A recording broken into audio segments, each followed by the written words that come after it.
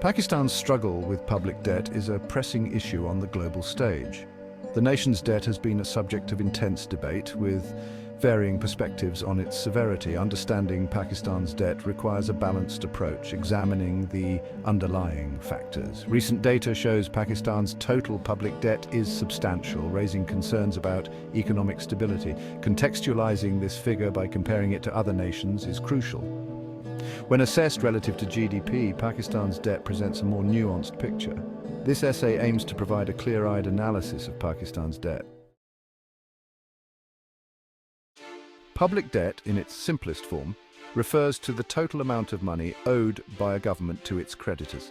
This encompasses borrowing from both domestic and foreign sources. The implications of public debt on an economy are significant and far-reaching. A high level of debt can strain a government's finances, leading to reduced spending on essential services like healthcare and education. It can also result in increased taxes to service the debt, potentially hindering economic growth. Furthermore, a large debt burden can deter foreign investment as investors become wary of the risks associated with lending to a heavily indebted nation. However, it's essential to recognize that not all debt is inherently bad. When used strategically, debt can be a valuable tool for financing development projects, stimulating economic activity, and creating jobs. The key lies in ensuring that borrowed funds are utilized effectively and transparently. Myths and misconceptions often cloud the discourse surrounding Pakistan's debt, fueling unnecessary anxiety and hindering constructive dialogue. One prevalent myth is that Pakistan's debt is uniquely high and unsustainable compared to other developing countries. However, a closer look at global debt statistics reveals a different story. While Pakistan's debt is undoubtedly significant, it's not an outlier in the global landscape. Numerous countries face similar or even greater debt challenges.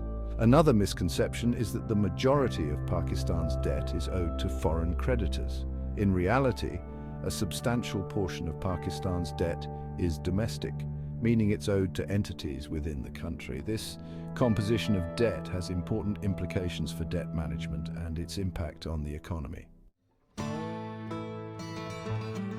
Section 4. Navigating the labyrinth, domestic versus external debt. Pakistan's public debt is broadly categorized into two types: domestic debt and external debt. Domestic debt refers to the government's borrowing from within the country. This includes borrowing from banks, financial institutions, and individual citizens through instruments like government bonds and treasury bills. On the other hand, external debt represents the government's borrowing from foreign sources such as international organizations, foreign governments, and private lenders. The significance of understanding this distinction lies in the different implications each type of debt carries. Domestic debt, while contributing to the overall debt burden, can be managed through domestic policy adjustments. The government has more flexibility in restructuring domestic debt and adjusting interest rates. External debt, however, is subject to fluctuations in global interest rates and exchange rates, making it potentially more volatile and challenging to manage. Section 5. Fiscal management, the need for reform. One of the key challenges hindering Pakistan's ability to effectively manage its debt is the persistent issue of weak fiscal management. This encompasses a range of interconnected problems, including low tax revenue collection, inefficient government spending, and a lack of transparency and accountability. Pakistan's tax-to-GDP ratio, a key indicator of a country's ability to generate revenue, remains significantly lower than many other developing countries.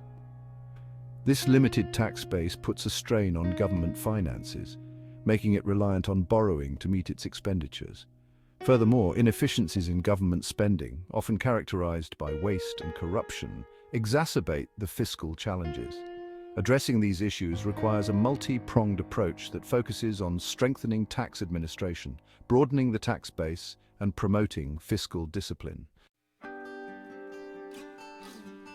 Section 6. Charting a path to sustainable debt management. Addressing Pakistan's debt requires a comprehensive strategy. Fiscal consolidation is crucial. This involves revenue-enhancing measures and expenditure rationalization. Economic growth is essential for sustainable debt management. A growing economy generates higher tax revenues, promoting private investment and entrepreneurship drives growth. Debt restructuring and refinancing are additional strategies.